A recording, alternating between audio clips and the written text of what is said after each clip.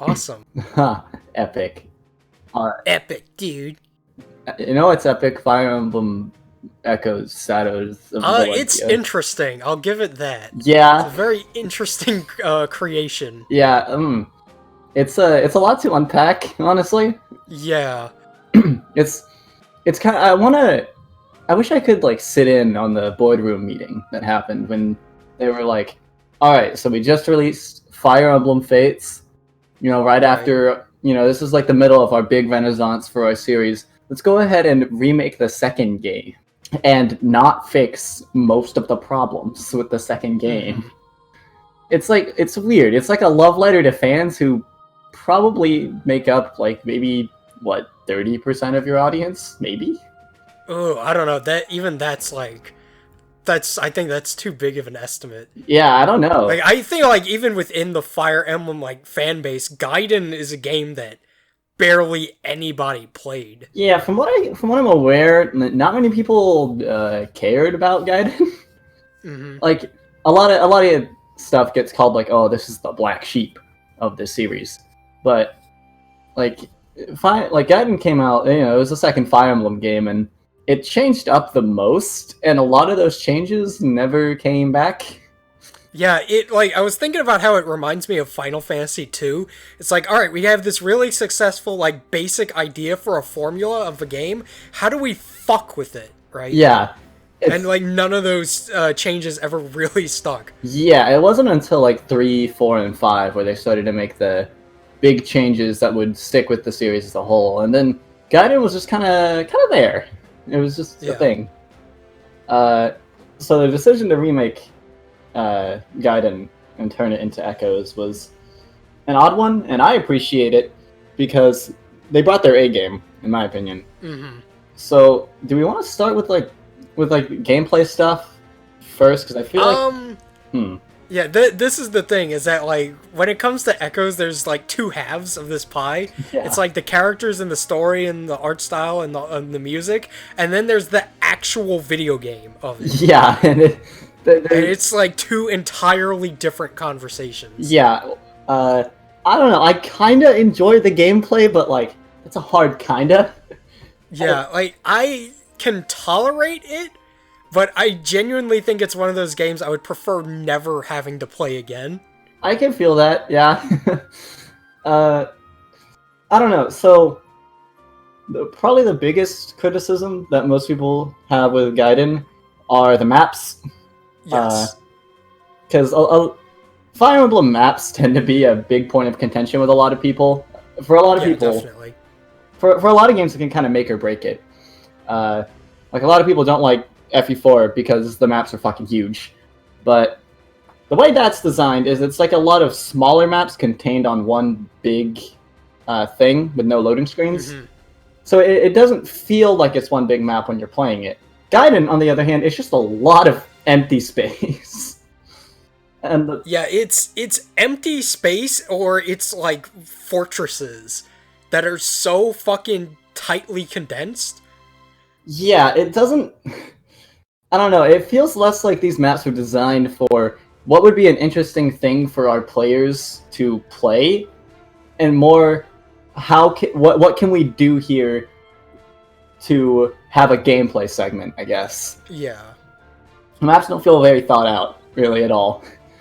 Like, fucking Nui Baba's abode, my god. I genuinely believe that is one of the worst levels I've ever played in any video game. I just warp skipped it. I wasn't I sat there for maybe, 45 minutes trying to devise this master plan to deal with it, because I don't like doing warp skips and stuff.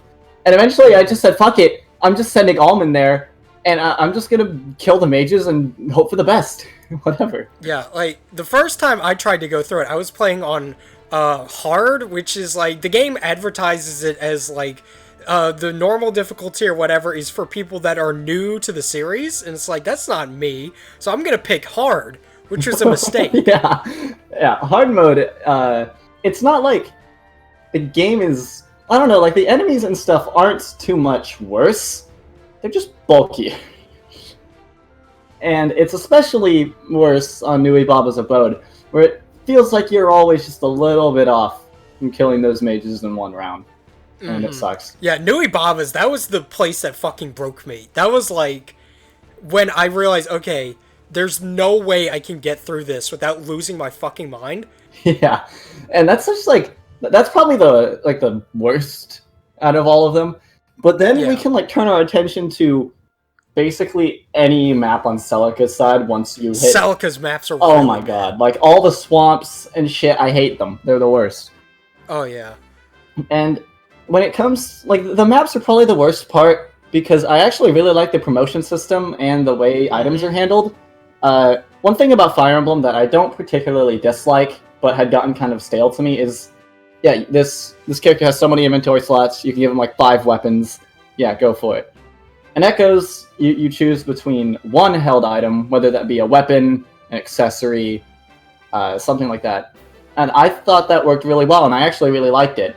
I would like Echoes, it would probably be my favorite Fire Emblem to play, if the maps weren't fucking dog shit. Yeah, definitely. Like, I can get past the different system where it's like you only equip one weapon, because I kind of like the idea of like a steel lance being a unique thing that you have to decide to give somebody, right? Yeah, exactly. Especially tonally when we're looking at it from, Alm's army is not very well equipped, at least not compared to Rigel.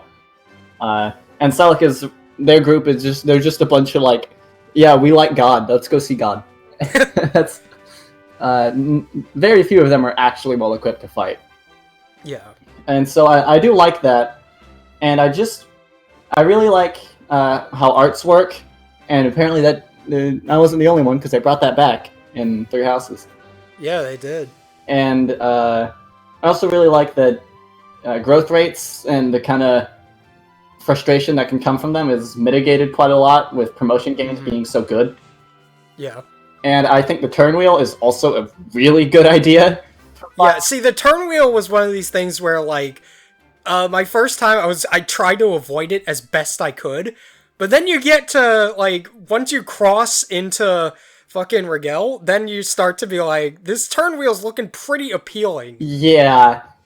It's like, I kind of had the philosophy of going through, like, Three Houses from what I've played of it, of like, I'll just use the fucking thing, you know? Yeah. I felt no guilt using it, because something that's always kind of frustrating with Fire Emblem is if you have 80% chance to hit, and you get that 20% and you miss, and you're fucked, you don't have to restart the whole map. It alleviates a lot of frustration. And I think that's really nice. And actually, on the subject of the percentages, one thing they also brought back from the old Fire Emblem games is the way percentages are handled. Fuck that. That kind of sucks. Because in the more recent Fire Emblem games, and I don't know if Three Houses really counts for this, so I'll leave that out, but if your percentage is over 60% or so, that 60% is a lie. It's actually quite a bit higher than that. Yeah. And if it's lower, it's usually a little higher than what the value is giving you. It's more forgiving. That was introduced in, I think, Binding Blade. I know Binding Blade is the one that has the chances that feel really off, but that's only because they're weirdly more actually accurate to the percentage. Yeah, it's... Because, like, there's a lot more leniency in these games statistically than you would think, because, like, if you have a 90 hit rate or whatever, that's basically 100. Yeah. Like, it'll take a freak accident for you to miss on that. And more often than not, you could probably hit a guy if you have 60% to hit a lot more often than you would think. Yeah, it's honestly more like something like a 75%. Yeah. Echoes doesn't do that. Echoes has real percentages, because the original game did that, which is kind of how the entire game operates. The original game did this, and the people who played it probably want it the same. We're going to market this game to them. The whole, 100 people still playing Fire Emblem who probably played Gaiden when it came out? Especially if people were fans of Awakening, I highly doubt they went back to Gaiden and thought, man, I love this. You know? I doubt that. When the Fire Emblem craze really started in the West, I can't imagine people being like, "Yeah, you gotta play Sacred Stones is good. Play Fire Emblem 7, and you gotta play Gaiden." It's like, no, nobody was saying that. No human being ever said that, and it was just, I don't know. It's an interesting route to go down when you're doing a remake.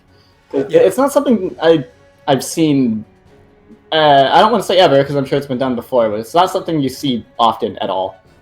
Mm-hmm. And it's like, yeah, what if we remade Persona 1 from the ground up, but kept the encounter rate? Yeah, our fans will love that. Yeah, it's such a weird, like, way of handling things to where mechanically it seems like they've basically fucked with nothing. Like, I haven't played Gaiden personally, so I don't really know, but it's like every artistic element of this thing is amazing. But then they're like, but let's keep the zeros and ones of it as close to the original as possible. Yeah. It just seems so strange to me. It's like, so we have all these maps that make no goddamn sense. Let's not fix any of them. Yeah. Fuck it. Well, what, one chapter where it's literally just 3 paladins in a forest? Yeah, that's a map. That looks good. And it, man, I don't know. It's, I want to say maybe it was out of respect for, like, Kage, since, you know, he's not with Insys anymore. Right. Maybe that's why they did it, but I don't know. Yeah, I don't know. It's like, where do you kind of cross the line on that sort of thing? Yeah. And if nothing else, this is probably the most lovingly you could remake a game like this. Uh-huh.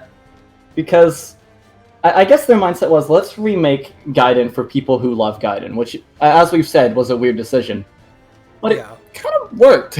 Like, if you liked Gaiden, if you were some weird maniac who thought Gaiden was the best game on the planet, like Gas Station, then yeah, Echoes is fantastic. It's the best Fire Emblem.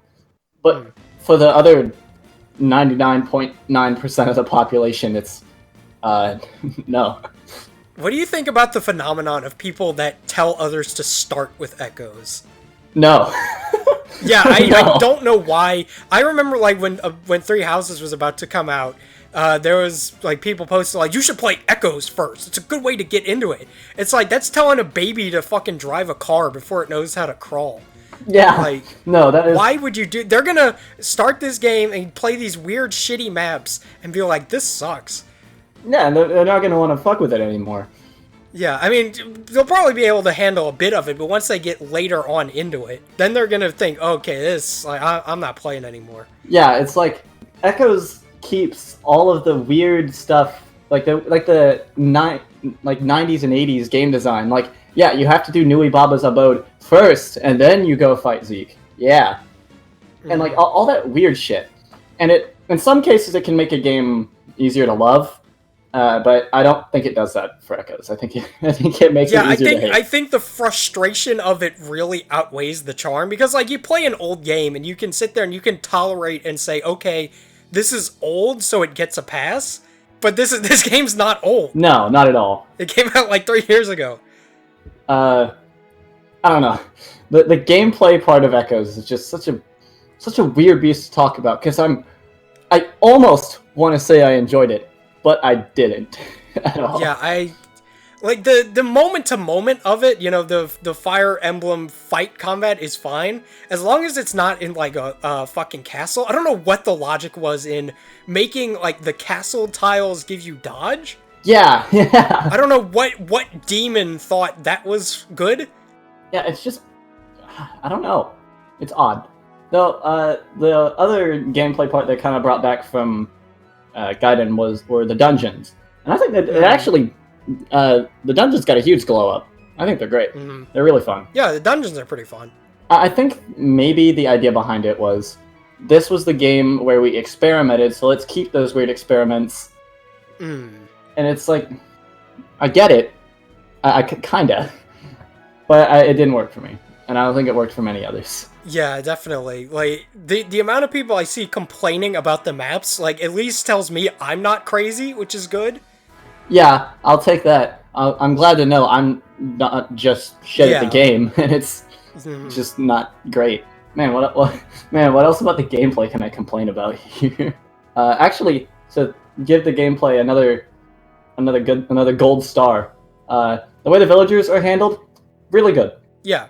Yeah, that's great. Yeah, I really like the reclassing system in this game as a whole, and the fact that pretty much any of the villagers can work as almost any class. It's really fun, and I like it a lot. Yeah, it seems like something that inspired the design philosophy of Three Houses, to where it's like, these characters are more or less blank slates that lean in one direction, but it's like, you can pretty much do whatever. Yeah. Like, you still see arguments about, like, is Cliff a good mage, or is Tobin a dread fighter, or whatever. And it's always really fun to see. It's fun to see, how people experimented. Like, you see these madmen who just made everyone a dread fighter, and it fucking works, because that class is broken.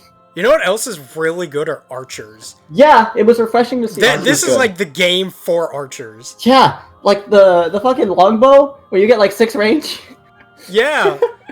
It's really nice to see archers good, because for a long time they were the opposite of that. Yeah, archers are really good. Mounted units are really good as well, but I mean, they're very rarely not. The game feels oddly broken in a balanced way, if that makes sense. Like, you can do a lot of shit to break this game, and it can all kind of work. I think that's fun. On the subject of like the weird old game design, did you ever try to get the Draco shield? I don't know. Playing Echoes feels like the gameplay parts are ripping off a band-aid to get to everything else. Pretty much, yeah. Like, now we get to talk about the good part. That's like the artsy, everything else, like everything that surrounds the hard-coded, the shell of it. Like, that stuff is all really good. Yeah, and this is the part where where the fanboy comes out, because even in spite of the gameplay problems, I actually really love this game, and it's for the story and for the music and for everything surrounding it. Yeah. Alm was like a nothing before Echoes, and now he's like probably up there as my favorite lord, probably with like Dimitri and I don't know, Sigurd. I love Alm. He's great. He's just so like optimistic and kind of modest, but you know, he has the drive to do what he thinks needs to be done, and the game doesn't go out of the way to say that that's really what it's not exactly right, but it works.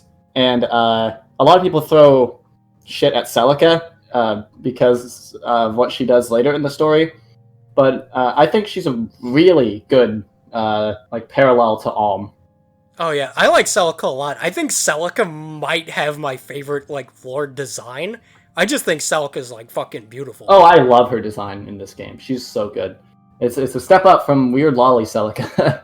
Yeah. The fucking Gaiden art is incredible. I like Alm's like big cock barrier that he has. I love that. It's that's really good. I like the villager boys. I like how they all look, because they all look like nobody. Yeah, everybody in this game, like illustration wise, was such nobody. Yeah. Before I don't know the artist's name, but this artist is so fucking good. It's Hidari, I think. Hidari. I think that's what it is. And yeah, every character in this game is fucking gorgeous. I love the colors that he uses. Yeah, just like the colors and the kind of almost painted look that everything has. It's fantastic.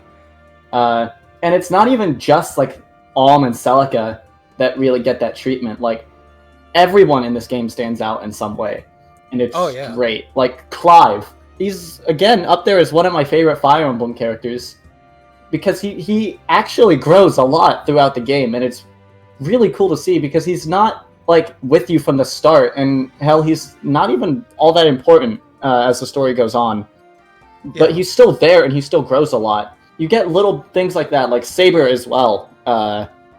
He gets his own little arc, and you just get to see like all the like love that went into making these characters look good wasn't wasted, because the like quality of writing in this game is fantastic, especially in the supports. This game has really good supports. One of my favorite is with my fucking boy Luthier and his stupid little retard sister. It's really cute, and you just get like really nice little charming conversations with almost everyone. And I don't really feel like there's a support in this game that, having read it, I was like, I didn't like that. I thought it has really good like consistent dialogue between the characters. Yeah, and that's not even like the script is fantastic, and it's only enhanced by the fact that I'm pretty sure this is the first fully voiced Fire Emblem game.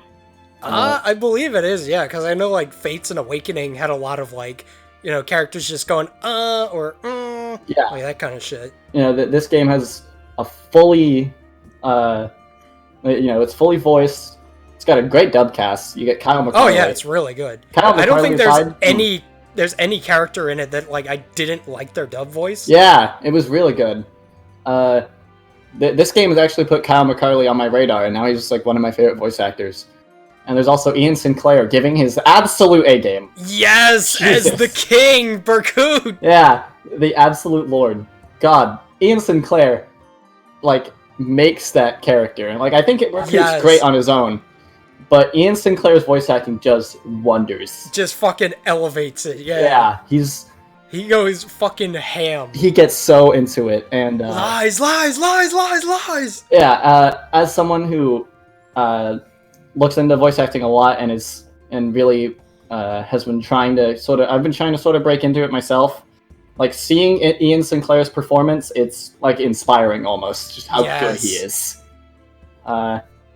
Everyone in the cast brings their A game, and it's really good.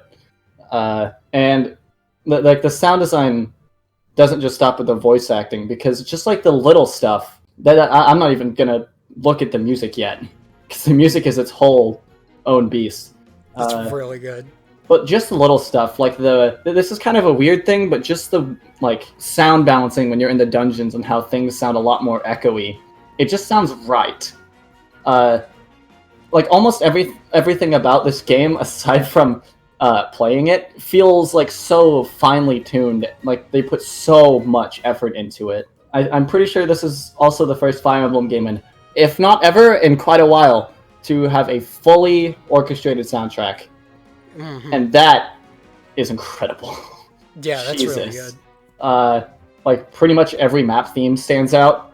What Lies at the End, in particular, is like my favorite, just in any Fire Emblem game. And even like the story, like the songs that are just interjected in the story, like Berkut's themes, all of them. Yes, Berkut has such good fucking songs. Yeah, they're all so good, and they set the tone fantastically. Even when the map themes like start to change up, like Lord of a Dead Empire, my god, that song. It just feels so like close to perfection. And it just makes the gameplay part of it so frustrating to look at. Yeah, it's like, I'm imagining, like, there's two halves of this game's development. There's, like, fucking Leonardo da Vinci, fucking painting this beautiful shit, and there's an orchestra, and it's, like, there's these sound designers, and then there's the fucking code monkeys that are like, and plus 10 to dodge if on, fucking castle tile. Yeah, it's like, it's so close, and I love it in spite of the gameplay problems, but like, I can't help but just be so aggravated by it. Because it's obvious that there's... Like, even in the gameplay parts, you can tell that there's definitely love and care put into it. Oh, for sure. I just think it was misplaced. Yeah. I think the problem was, like, there was too much emphasis being placed on remaking Gaiden, rather than, like, I guess reinterpreting Gaiden, if that makes sense. Yeah, that's a good way to look at it. Because this game is kind of just a mishmash of everything that's ever been Fire Emblem Gaiden. There's even, like, nods to the old, like, manga in this game. Oh, really? Yeah. Few things. When Kamui says that he's scared of necro dragons, that's because he was killed by one in the manga. Oh, really? Yeah. When Cliff makes a statement about all of them getting impaled on the same lance, that's because Desai impaled him in the manga. Ooh. And in the ending, where Jenny's mysterious husband is mentioned, that's because her and Saber banged in the manga. Awesome. Yeah. Way to go, Saber. Yeah, good job. Yeah, man. Sex with a 14-year-old. Nice. Awesome. Nice. Yeah, dude, I mean, it's medieval times. Whatever. Yeah, what can you do? You right? can get away with it. Yeah, whatever. I also really like that Kamui and Jesse make Outer Heaven. We had a discussion about this. They literally make Outer Heaven. Like, Yeah. literally, they make a nation of mercenaries. Yeah, it's just outer heaven. Kamui is Fucked off in the Big desert. Boss. Yeah, Kamui is just Big Boss. Big Boss is scared of dragons. Like, this game has just... There's so much charm to it. It's just, like, always, like... There's just so many little things that when I think about it, they just make me smile. Mm-hmm. Like, in the art book, it's mentioned that... do you know much about what happens in FE3? Not particularly. Camus goes back to Altanea as like with a mask on, and he goes by Sirius. And it's said in the art book that he got the mask from Conrad. And it's just little things like that that show that they really did care with making this game. They cared a lot, and it pays off in almost every respect. I will say, I feel like the sort of last act of this game's story sort of starts to feel a little rushed, because I feel like the pacing was really, really good. Really kind of... It was tight, it's kept itself kind of reined in, and you were like drip-fed information as you went on. And it felt right. That as soon as you sort of start to converge on the ending of the game, and it's like, yeah, now Celica is a witch, and Alm has to get Falchion now, and yeah, it does happen very kind of like, all right, go. Yeah, and it's odd, and it's also kind of the origin for a lot of the reason why people give Celica shit, because she trusts Big Evil Man. I don't really think she trusted him per se, more so that she... Right. It was made pretty clear earlier in the story that Celica tried to shoulder all of her problems by herself. So her trying to do this on her own and thinking, yeah, I can handle this myself, I think it's in character for her, and it makes sense that she would do that. I just think it was... Yeah, I mean, rushed. it's like, that's one of those, I'm gonna go do an objectively dumb thing kind of moment, and then, like, my friends are gonna save me, and it's like, that's usually annoying, but for one reason or another, it didn't really bother me. Like, it seemed in character. Yeah. It made some amount of sense, like, for the situation. Yeah, the situation... It wasn't just ass on head stupid. Yeah, no, it wasn't, like... It didn't insult me as much as moments like that tend to. I thought it was pretty much fine. And then you get, like... Yeah, the big reveal. Alm is Rudolph's son, and Mycen was in on it the whole time, and now you have to go deal with Berkut, being a Duma servant now. Yeah, have fun. The poor child. Yeah, poor guy. And now you have to go get Falchion, save Celica, and then go fight Duma. And that's the end. Good job. It happens like in the span of like an hour of gameplay, and it's very fast. And I don't think it serves the game too well. But that aside, I think the whole story, like the story taken as a whole, is fantastic. Especially, yeah, it's not the deepest story in the world, but it's pretty good for what it is. Yeah, like I said, I really like Alm. I like pretty much every character, even the new ones. Yeah. Like I really like Fernand. I like Berkut's fantastic, and they go the extra mile to give like the characters who a lot of the time would just feel like filler for your army. Mm-hmm. They give them a lot of screen time too, and it helps because there's not a limit on deployment slots in this game. Yeah, they're all fairly memorable characters. Yeah, especially with like the weird, kinda almost a bit too scummy DLC stories. Mm-hmm. Like, and one of them, fucking Lucas takes all of the like Regalian aliens in Zofia. He takes them all hostage and says, hey, you're gonna let us leave Zofia Castle, or I'll kill them all right now. Wow. And that's how the Deliverance got out of Zofia Castle after it was overrun. Yeah. Lucas is like the sickest character. and obviously Fernand shat on him like, that was dishonorable. Fuck you, bro. Fuck you. It's really great to see a Fire Emblem game give love to every single character in its lineup. Yeah. Because Three Houses is better about it. But a lot of games before this, it felt like there were a lot of characters who were just kind of nothing. Mm-hmm. And I think a lot of your enjoyment of certain characters comes from using them. And it's like, yeah, this guy was a good unit, and thus he is a good character in my head. Yeah, definitely. I think part of what really helps is that, like, the game is pretty much segmented into 2 different groups, so it's a lot easier to identify with, like, this smaller batch of characters interacting with each other. Yeah. Like, I feel like in any other game, someone like Forrest or Jesse would kind of just... They're gone. I don't remember them. But, like, Jesse fits in with Celica's group so well, and, like, he's only on that side of things that it's easier to see him, and it's easier to pick him out of the crowd. I think the fact that the groups only really converge at the end, I think it's really nice, because it doesn't feel like you're playing 2 separate games, per se.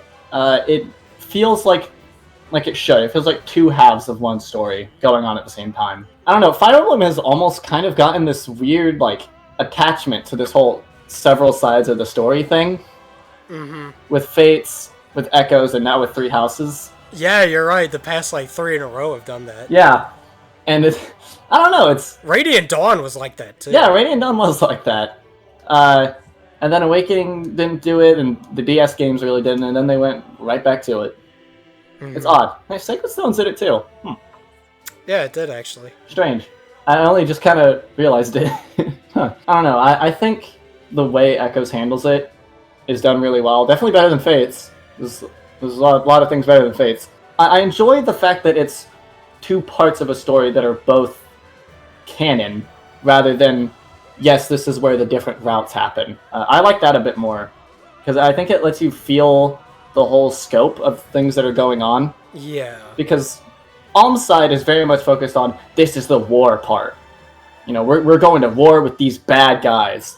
And then Celica's is a lot more about the sort of spiritual part of it. Like, hey, one of our gods is basically dead, and the other is an asshole. I think it lets you see a lot more of what's going on in Valentia, and get a better idea of it than any one story could pull off without feeling too overbearing. Alright, I guess I want to talk about a couple different characters in particular that I really liked. Alright. Okay, so I want to talk about my boy Cliff. So, I realized about a week ago, or more like 2 weeks, that all of my favorite Fire Emblem characters end up being these grumpy mage boys. And I don't know why that is. Oh yeah, you really like Soren, don't you? Soren is my favorite Fire Emblem character. And then Cliff is, like, other than Berkut, he's probably my favorite from Echoes. And I really like Urk. And there's one more that I really like. I can't remember who it was off the top of my head, but that's, like, I really like just grumpy mage children. Yeah, I like Cliff a lot. He was, I don't know. Linhardt is the other one. Ah, there he is. The precious boy.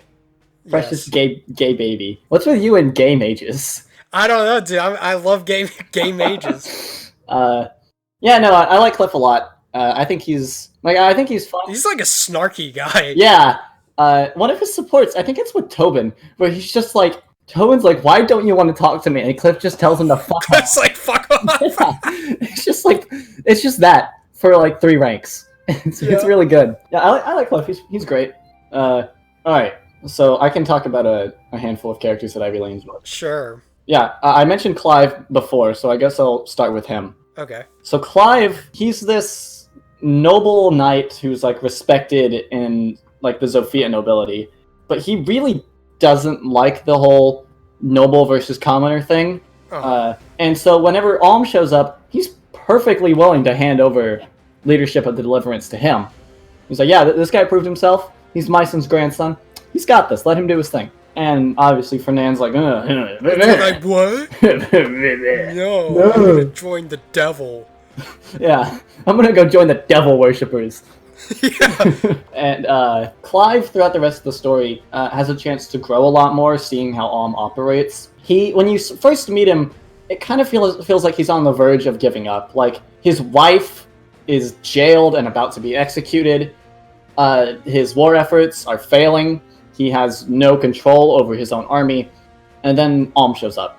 And things start to go on an upward trend. And by the time you reach, like, the Regalian fortress, this big-ass fortress, the last thing you have to get through before you get to Rudolph. Mm-hmm.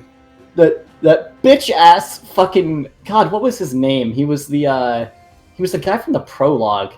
Slade. Slade, yeah. I was like, he has a villain name. He gives this big speech to Slade about the importance of upholding your own values and like your own sort of code of conduct. And he says this to Slade, someone who has no code of conduct and is just trying to survive. And Slade responds with, "Well, your mom gay." Yeah, pretty much. Probably my favorite thing that Clive says in that is, I'm pretty sure it's something along the lines of, "You're surviving, but to what end?" Oh. And it's like, God, that's such a good fucking line. Yeah, that's a good burn. Yeah, Clive's great. I love Clive. He's my precious boy, and he kind of sucks. he's like, okay. Yeah, his wife is like way better. Yeah, which is kind of hot. Like she doubles. She actually has a red stat. Yeah. And Clive's like, yeah, I have high defense, and that's about it. All right, you got someone you want to talk about? Yeah, sure. Let's see. Somebody from Celica's side. So I really like, I guess, the combination of May and Bowie. All right, yeah, I like them. They're like a weird kind of slapstick duo. Yeah. I like May a lot. She's she's real peppy, but I tend to like have kind of a problem with like the super energetic peppy girls. I think they can kind of get grating. I don't think May ever gets to that point. Yeah, May is like, she has her moments that's like slightly annoying, but it never gets to this point where I'm like, I don't like you. Yeah. It's kind of endearing, almost. What is it with Fire Emblem and making magical twin-tail pink hair girls? That's a good fucking point. Actually, Hilda's not magical, come to think of it, but still. Yeah, like the pink twin tails thing is kind of a trend, isn't it? Yeah. We're noticing all sorts of trends today in Fire Emblem. I know, right? We need to fucking work at Fire Emblem. Yeah, look at us. We need to work at Fire Emblem. Yeah. Yeah, I like Bowie too. He ends up playing the straight man to May's antics. Yeah, it's the greatest recipe for comedy of all time. Yeah, and he, I think he's also voiced by Joe Zija. No, it's not Joe Zija. It's Dimitri's voice actor, I'm pretty sure. And let's see, I can check right here. Chris Hackney. Thank you. Yeah, it's Chris Hackney who plays Bowie, and he, this was like his first big breakout role, I'm pretty sure. Mm-hmm. I mean, Dimitri's obviously bigger, but this was one of his bigger starting roles. I don't know. I really like their dynamic and the fact they eventually like get married and continue to argue. That shit's really cute. I like the end of their support where like Bowie's trying to explain that he's gonna go back or whatever. Yeah, he's like trying to nudge May on to come with. Yeah, and it goes right over her head.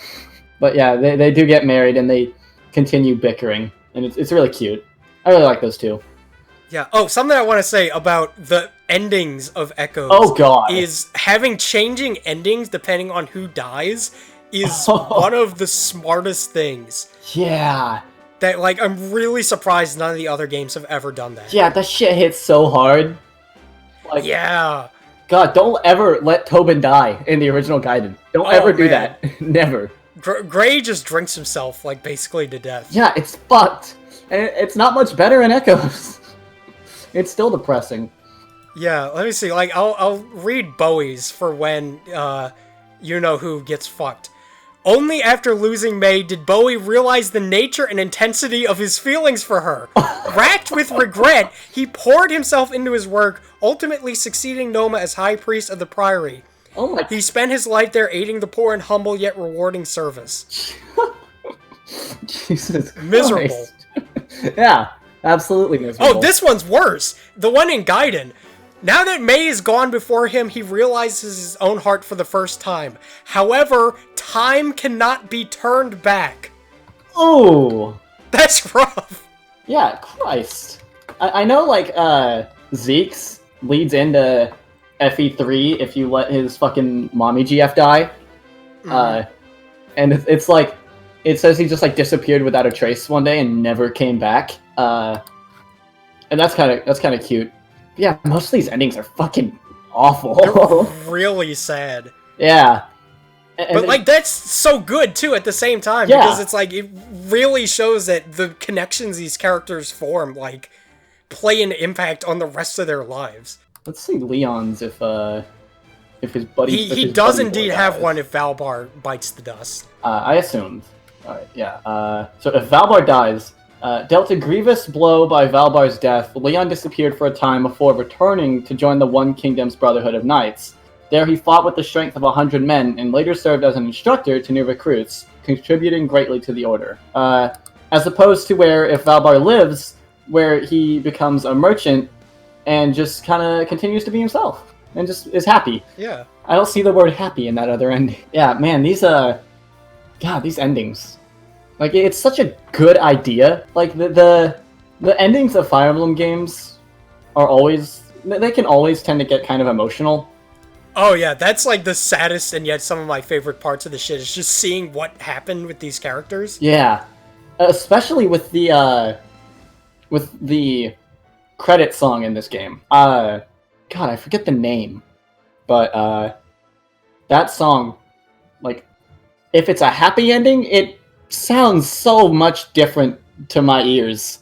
Yeah. Than if you get the ending where Gray becomes a depressed, fucking lonely-ass guy in his castle. Yeah. It sucks. Yeah, thank you for bringing that up. I forgot all about this. Oh, right. I mentioned Luthier earlier. So, like, my weird attachment with Luthier... So, I always... I thought he was cool when I first recruited him. I was like, yeah, he's Todd Habercorn. And he's got, like, this red hair and shit. He looks great. I like this guy. And he's got Excalibur. Yeah, he crits like a monkey. I like this guy. And he's not as much of like a snarky asshole as Cliff is, but he still kind of has he's still a little on edge, and he's super driven to better himself. Because like Delthea has a lot of like natural talent. Yeah. Luthier didn't really have that. He worked his ass off to be a good mage. And I don't know, it's just really cool to see. Like I've always enjoyed super hardworking, like ambitious characters like that. And as a personal note, he was once had a level with Luthier. I don't know if you ever saw the picture floating around when this game first came out, but it was a Luthier who had got +1 in every stat on a level up. I had that happen to me with Zeke and Luthier. And so I have this like weird attachment to Luthier because he got that like magic level up. He got the like mystical 1% res growth. So yeah, I have a lot of attachment to Luthier. I think he's cool as hell. All right, is it Berkut o'clock? All right, it's half past Berkut. So let's talk about the best character in this fucking game. All right. So big boy Berkut. It's interesting that kind of both Celica's route and Alms both have these like original characters added to their plots to spice things up. Mm-hmm. Yeah. Like Celica gets Conrad, and he's kind of cool. Yeah. He's like, that's what we've got to say about Conrad. But fucking Berkut though, god damn. So they recontextualized the map that was just 3 paladins to it being Berkut and his niggas coming up to just fuck with you, really? Like they challenge you for nothing more than sport. For no greater reason than for the fun of it. Yeah, he's like, that sounds fun. I'm gonna go fight these guys, and I'm probably gonna win. And then he doesn't, because he's a bitch. I don't know. I really don't want to retread like all the same points you made in your Berkut video, because I feel the same way with all of it. You just have this like really arrogant, prideful character, and he just keeps getting like kicked while he's down. Yeah, it's hard to watch him go from such a high to such a low. Yeah, and it's like, yeah, he's an asshole. Like, but he doesn't deserve this. No, he doesn't deserve to be like weirdly manipulated into, not even manipulated because he kind of did it of his own will, but tempted by the devil to just fall like that. He uses that dark magic and he's actively horrified by it. He thinks it's disgusting. And then when he's at his lowest point, his uncle's dead. That fucking bitch-ass Alm is the rightful king. So imagine getting cucked that badly. Yeah.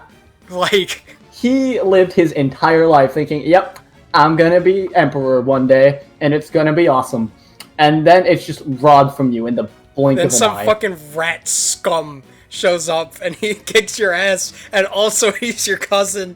Yeah, so he kicks your ass, also he's your cousin, also he killed your uncle. Also he's the emperor. Yeah, he's the emperor now. and he's gonna go kill Duma. It's just like the hardest like kick in the balls that Berkut could have gotten. Like just this like wake up call that he's really not as good as he thought he was. Yeah. And it's just in that moment of desperation and weakness. The only person he really had left couldn't reach him anymore, and like that was just the end of it. And it is like Berkut's whole character arc is really tragic to look at, because if he had just kept his pride in check for a minute or two, probably would have realized that Alm would have helped him out. He would have been in a very good situation if he had just not freaked out. Yeah, and hell, there's like files in the game that indicate he was meant to be playable at some point. Yeah, he has a lot of like unused voice clips and stuff, and like programming. Yeah, so it seems like the decision to kill him off was made. I don't want to say late into development, but it certainly wasn't the plan going into it. Mm-hmm. And it's just, man, what could have been, you know? But I really do enjoy how he ended up. I think he's great. I'm not saying this is like, yeah, oh, I'm so disappointing how he turned out. No, it's great. No, I haven't played. I know Genealogy has a really good villain, but like out of the ones I've played, Berkut is the best like antagonistic force. Oh, he's fantastic. I love, like, he owns the fucking screen when he's on it. Yes, like every definitely. scene. Like the scene when he's introduced is so different. Yeah, because he's dancing. Yeah, and yet he still manages to feel really powerful and intimidating. Yeah, he's just dancing with his chick, and it like just the way the camera is and the music, it makes it seem like he's better than you. Yes. And that's so important for a character like Berkut. He owns practically every scene he's in. Like, anytime he shows up, it's all eyes on Berkut. He sticks out so well. God, I don't know. There's just so much good in Echoes. And it's... Ah, man. Every time I think about it, it just makes me so, like, giddy. And then... Yeah. And I remember, like, the game part, and it's the greatest video game that shouldn't be a fucking video game. Yeah! Like... It's just so frustrating, because there's even like little stuff, like maybe not little, but like the more you look into it, it's like, you know, Duma kind of had a point though. Yeah. Like, yeah, he may have been insane, but like Duma, like Rigel didn't really have that like problem with like nobility. Zofia is just fucked. Yeah, Zofia was fucked. Zofia just turned into California. Like.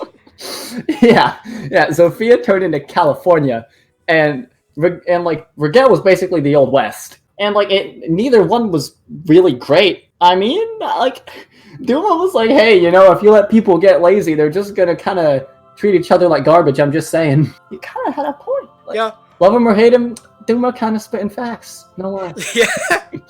Yeah. Like side thing, you know, in the final battle when Alm like throws his shield away. Uh-huh. That's the sickest shit. I fucking love that. Yeah. Like that's something lifted straight from Gaiden. Yeah. And it's really good. They went like above and beyond to show how much love they had for Gaiden over Intelligent Systems, and they made it a game kind of worth loving. I adore this game, and I'm pretty unapologetic about that. But when I think about the whole game parts, I just get a little sad. Yeah, it's definitely something that, like, I have no plans in the immediate future, or even the near future, to replay this fucking thing. Oh, yeah. I think I'll pass on that. After my attempt at trying to go fight the secret boss, yeah, no, I don't want to do this ever again. I never even made an attempt at, like, playing it past the main story. Yeah, don't. You know, once I did that, I was like, alright, I finished it. Yeah, don't. Do you know the secret boss? It's, fucking, what was the name of it? Grima? Yeah, it's Grima. Yeah, it's... Don't do it, it's not fun. I did not have any enjoyment. Oh, actually, you know what? I will give Echo some credit on the gameplay side. This is, like, the only game I can think of where Est is actually pretty good. Oh, yeah, I used that. She was strong. Like, I'm one of the Est archetype dislikers. I don't think they're very good. But Est in this game, she was pretty good. Yeah, she pulled her weight for me. Yeah. Alright, buddy. Old Fither, old buddy, old pal. Old bubble. Fucking idiot. Stupid head. Yeah, stupid. Poopy. Stinky. Alright, you got any... Guys, I think Duma made a poopy. it's just all over Gel. The poopy is all over Gel.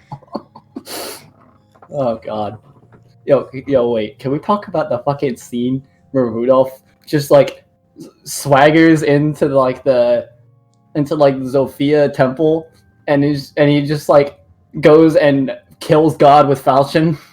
Yes, that scene is pretty Chad-like. Yeah, it's so sick. Like that like grin he gets whenever she starts screaming at him. It's so good. Yeah. All right. You got any thoughts to close this out?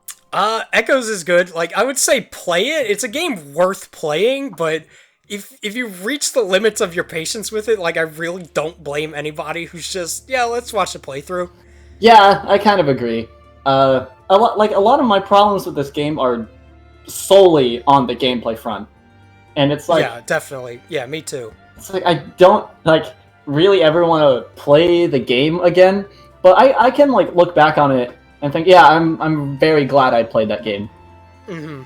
So, Builds character. Yeah, it's one of those. It's like a coming of age. Like every man has to go through it at some point. Every young boy has to play through Fire Emblem Echoes, Shadows of Valentia at least some point. Yep. That's all I've got. Alm's the sickest. Alm's pretty good. He's a pretty cool guy. I mean, he's kind of McCarthy. What isn't there to like? I just imagine like Alm like feeding for like 2B's toes. It's 9S, bro.